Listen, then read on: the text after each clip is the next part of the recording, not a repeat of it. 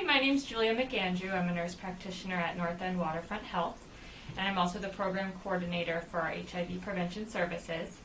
We are here today to answer some questions about HIV testing in preparation for National HIV Testing Day, which is on June 27th.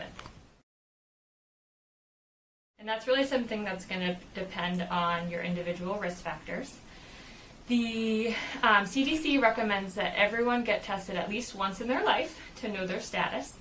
And then, generally speaking, if you have more than one sexual partner over the course of a year without the use of condoms, at least once a year would be recommended. And then if you are someone who has multiple partners and are not using condoms or frequent unprotected sex, or if you are someone who shares needles with injection drug use, typically we would recommend you get tested at least every 3 months, and you would also be recommended to be on pre-exposure prophylaxis or PrEP.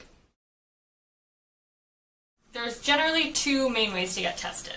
The first is a blood test, which you would come into the lab and you would get a blood draw, and the test usually comes back about 24 hours later and would tell us if you have tested positive for HIV or not.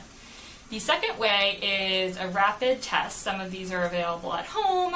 There are also free locations throughout the city that can do sort of rapid tests for you, where it's an oral swab in your mouth and the test is done with a person in the room with you, and you generally can get the results back in 10 to 20 minutes.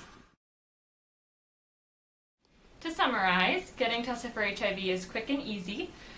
It depends on individual risk factors in terms of how often you should be getting tested. So if you have any questions or concerns, I recommend you reach out to your medical provider. There are a number of free testing locations throughout the city of Boston, which we have included the testing information in the description associated with this video here. And if you have questions about PrEP or are interested in starting PrEP, please don't hesitate to reach out to us by calling the number below.